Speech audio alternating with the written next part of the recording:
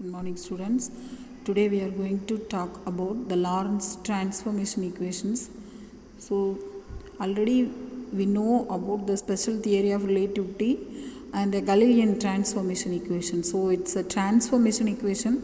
So using Lorentz. So it's a new transformation equation. So which is discovered by Lorentz, the scientist. So it is known as Lorentz transformation equation. So now we are enter into the derivation. So consider two observers O and O dash. Here we are having the observer. So two systems S and S dash. So S dash is moving with a constant velocity V, and the system S dash is moving. The system S is in the same position. So suppose we have to move some arrangements. So arrangements of time. So at the origin, S and S dash, both the systems are in the coincide position. That is, t is equal to 0. When t is equal to 0, there is no movement. So both the systems are coincide each other. Suppose a light pulse is emitted. When O and O dash is coincide, then the light pulse produced at a time t is equal to 0 will spread out, and it is look like a growing sphere. So the radius of the wavefront produced in this wave will grow with the speed c. So after a particular time limit t, the observer O will note that the light pulse has reached a point P having the coordinates x, y, z, so which is shown in the figure. So for him, the distance of the point P is given by r is equal to ct from the figure. R square is equal to x square plus y square plus z square. So instead of r, we have ct. So instead of r square, we can write c square t square.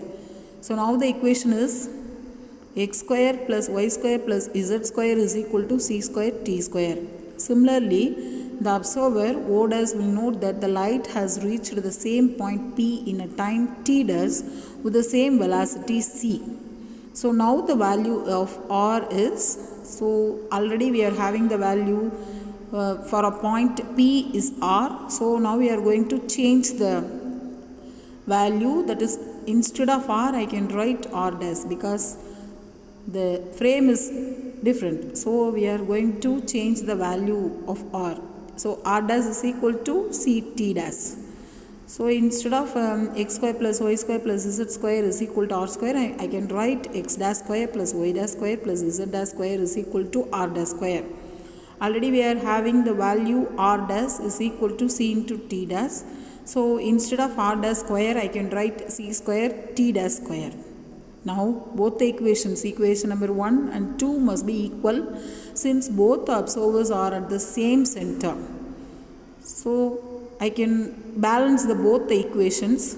So x square plus y square plus z square minus c square t square is equal to x dash square plus y dash square plus z dash square minus c square t dash square.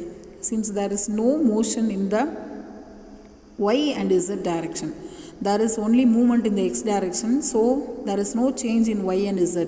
So instead of y, I can write y dash, instead of z, I can write z dash. Now the equation number 3 becomes x square minus c square t square is equal to x dash square minus c square t dash square. So the transformation equation relating the x and x dash can be written as x dash is equal to k into x minus vt. K is a constant. So why we are trying the above relation? So the transformation must reduce into Galilean transformation for low speed.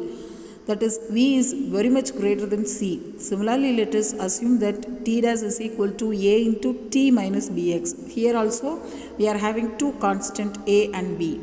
Substituting this value for x dash and t dash in equation 4, we have x square minus c square t square is equal to k square into x minus vt the whole square minus c square a square t minus bx the whole square. So equating the coefficients of the above equation, I can have k square minus c square a square b square is equal to 1, and another equation k square v minus c square a square b is equal to 0, and the third one is a square minus k square v square by c square is equal to 1. Solving the above equation, I have k, a, b value. So for k and a, I have 1 divided by root of 1 minus v square by c square.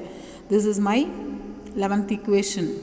And in p is equal to v by c square. So substituting all this k, a, b value, I have x dash is equal to x minus vt divided by root of 1 minus v square by c square, and t dash is equal to t minus bx by c square divided by root of 1 minus v square by c square. Therefore, the Lorentz transformation equations are x dash is equal to x minus vt divided by root of 1 minus v square by c square. There is no movement along y and z direction. So, y dash is equal to y, z dash is equal to z, and t dash is equal to t minus vx by c square divided by root of 1 minus v square by c square.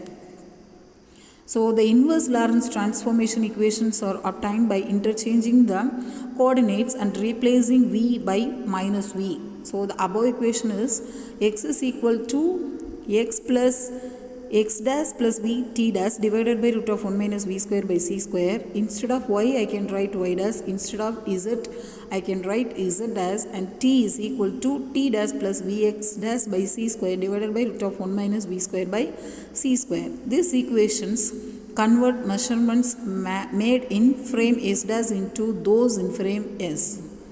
That's all. Thank you.